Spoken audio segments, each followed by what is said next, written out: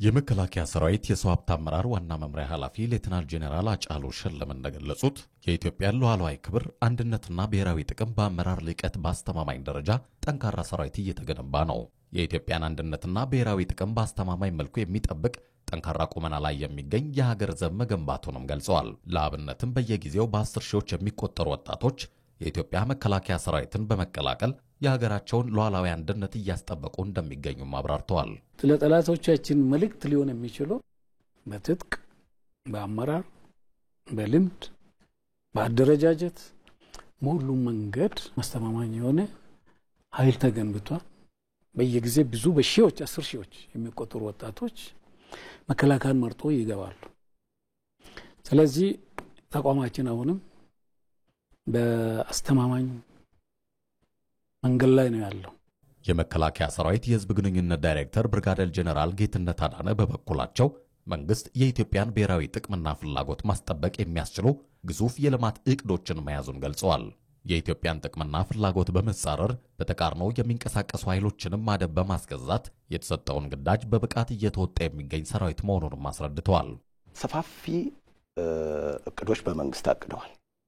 እነዚህ ብሔራዊ ጥቅሞችን በህዝብ የተመረጠ መንግስት እነዚህ ናቸው ላሳካቸው መፈልግ እስካለ ድረስ ሰራዊት ደግሞ መዘጋጀት መቻል አለበት ማለት ነው። አንደኛው ዝግጅቱ ልክ ይሄንን ሲያደርግ የኢትዮጵያ መንግስትና ህዝብ ይሄንን ጥያቄ ሲያነሳ በሰላማዊ መልኩ ፈተዋለው ብሎ ነው የሚያነሳው። ግን ደግሞ ሴኩሪቲ ዳይሌማ የሚባል ነገር አለ። በዚህ ውስጥ የሚገቡ ኢትዮጵያ ይሄንን ካነሳችማ እንዲ ሊሆን ነው ብሎ ወደ ኃይል አማራጭ የሚመጣ ነገር ከሆነ ሰራዊት መዘጋጀት መቻል አለበት ማለት ነው።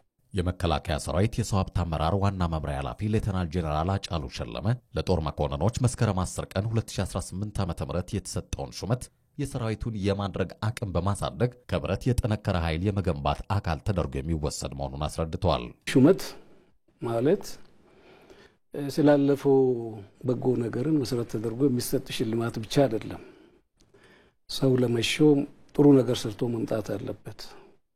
ሹመት ሲሰጠው ግን ተጨማሪ ግዳጅና ተልዕኮ መሸከም እንደሚገባ ታሳቢ ተደርጎ ነው የሚሰጠው። ስለዚህ የሆነ አይነት ጩኸት ምናምኑ ነገር መከላከያን የሚነቀንቀው ሳይሆን የሹመት የበለጠ መከላከያን የሚያጠናክር እነሱ በሚፈልጉት አይነት የሚናድ ሳይሆን እንደ ብረት ጠንክሮ በጋራ የሚቆም ማንኛውም ግዳጅ ለመወጣት ግንባሩን የማያጥፍ ኃይል ነው የሚያደርገው። በአሁኑ ወቅትም ጸረ ሰላም ኃይሎችን አደብ በማስገዛት የኢትዮጵያን ብሔራዊ ጥቅምና ሉዓላዊ አንድነት በማስጠበቅ ለገባለት ቃል ኪዳን ታምኖ እያገለገለ እንደሚገኝም አስታውቀዋል። እንደነዚህ አይነት ማበረታቻዎች ሹመቶች በሚኖርበት ጊዜ ይሄንን ኃላፊነት በመወጣት የሰራዊት ሞራል በመገንባቱ ምክንያት ሉዓላዊነትን በማጽናት ቀላል ነገር አይደለም። ያነሳሳል፣ ሞራል ይገነባል። ሰራዊቱ ያንኑ ጅምብር ተወጥቶ ምን እንደሆነ በተግባር አይቶታል። አሁንም የኢትዮጵያን ሉዓላዊነት የኢትዮጵያን ብሔራዊ ጥቅም በመጠበቅ በኩል መስዋዕትነት እየከፈልን እንጠብቃለን። በጠቅላይ ሚኒስትር አብይ አህመድ አቅራቢነት የፌዴሪ ፕሬዝዳንት ታዬ አጽቀሥላሴ መስከረም 10 ቀን 2018 ዓ.ም ለመከላከያ ሰራዊት የጦር መኮንኖች ሹመት መስጠታቸው ይታወሳል።